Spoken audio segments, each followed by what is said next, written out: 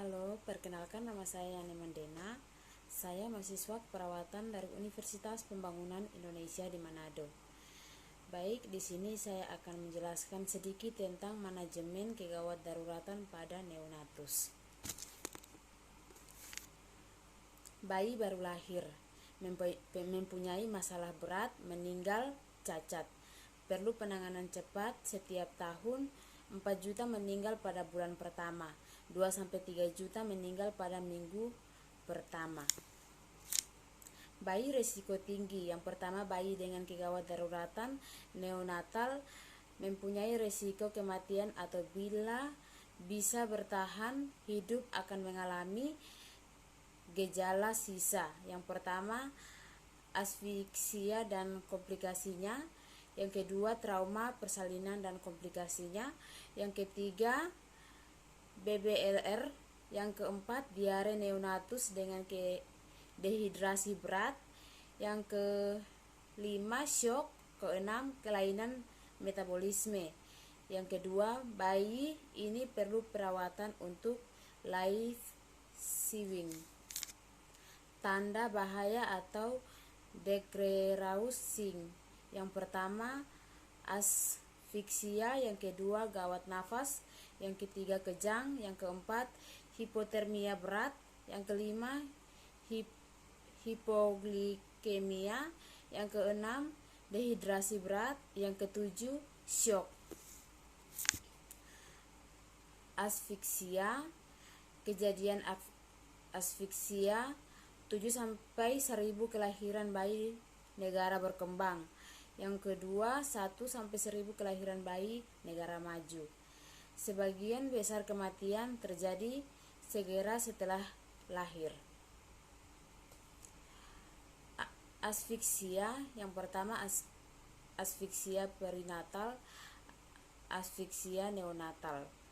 Kondisi medis akibat kekurangan oksigen saat kelahiran yang dapat menyebabkan kerusakan fisik terutama otak.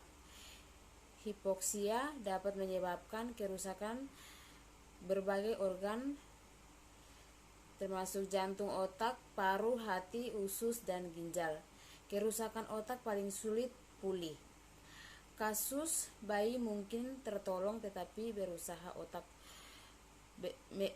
kerusakan otak menyebabkan keterlambatan perkembangan dan gangguan fisik seperti spastisitas.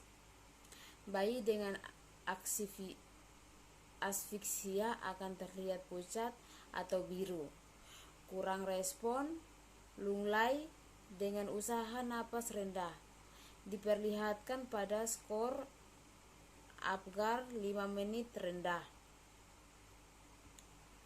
Masalah dalam kandungan atau perinatal. Apneu primer, ketika janin atau bayi kekurangan oksigen, terjadi periode awal usaha bernapas cepat diikuti henti napas. Frekuensi jantung menurun, tekanan darah tetap kecuali bila terjadi pendarahan hebat, hipovolemi. Reaksi terhadap rangsang taktil. Resusitasi neonatus. 10% bayi baru lahir yang memerlukan bantuan untuk memulai pernafasan. 1% bayi yang memerlukan resusitasi lebih lanjut.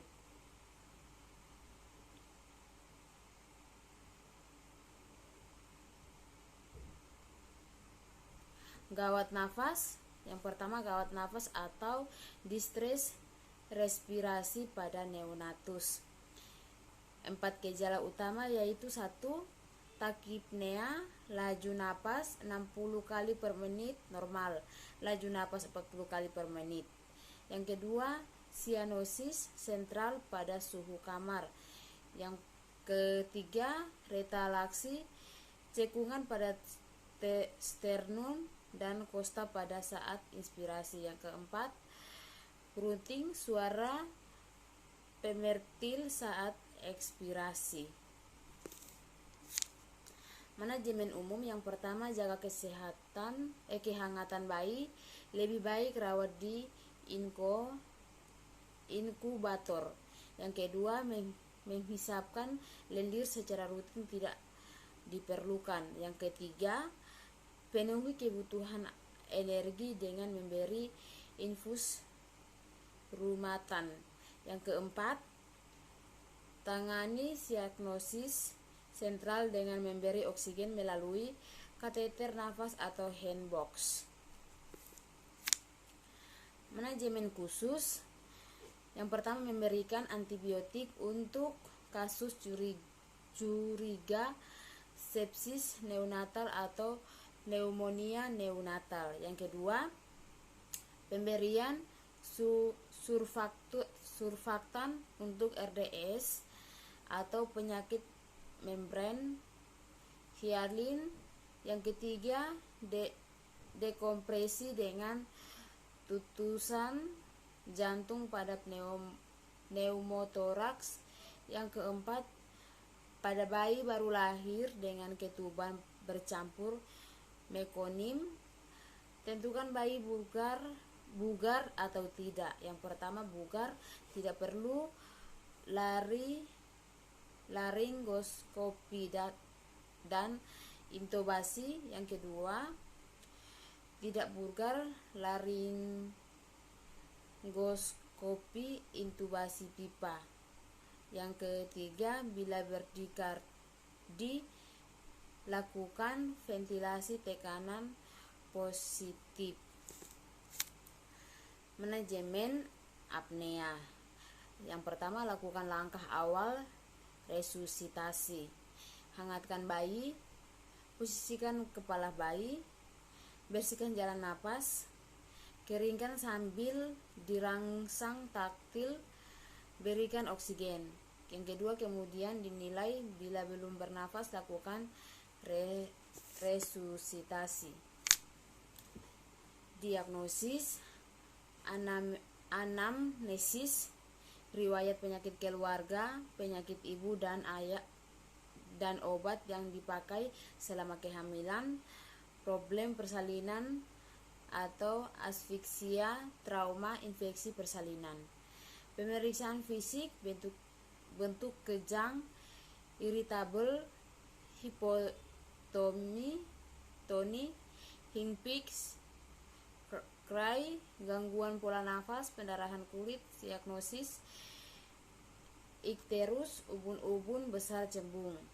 Pemeriksaan laboratorium, darah rutin, gula darah, elektrolit, analisa gas darah, puksi, lubal, kultur darah, bilirubin direct dan total. Pemeriksaan urin, pemeriksaan radiologi, USG dan CT scan kepala, pemeriksaan EEG. Faktor risiko dan predisposisi. Yang pertama, ibu menderita DM sebelum dan selama kehamilan, terutama DM yang tidak terkontrol. Yang kedua, riwayat bayi berat lahir rendah atau prematuritas kecil untuk masa kehamilan. Yang ketiga, riwayat bayi besar untuk masa kehamilan, BMK makrosomi. Yang keempat, riwayat bayi dengan penyakit jantung bawaan. Yang kelima, riwayat bayi dengan asfiksia, hipotermi, hipertemi, gangguan pernafasan. Penata laksanaan awal. Yang pertama, penggantian volume 10-20 ml per kilogram. Salin normal, larutan Riger laktat, album 5%, vasopresor, dopamin, ketekolamin alami 0-5 kurang 2 mkg per menit untuk vasodilatasi ginjal dan mesenterik. Sedikit perubahan pada TD 2-10 mkg per menit. Output jantung meningkat 10 mkg per menit. Tekanan darah meningkat dabutamin sampai dengan 20 mkg per menit. Kesimpulan, bayi baru lahir memiliki resiko untuk mengalami kegawat daruratan. Bayi dengan kondisi gawat darurat memerlukan penanganan cepat untuk mencegah kematian dan kecacatan. Terima kasih. Shalom.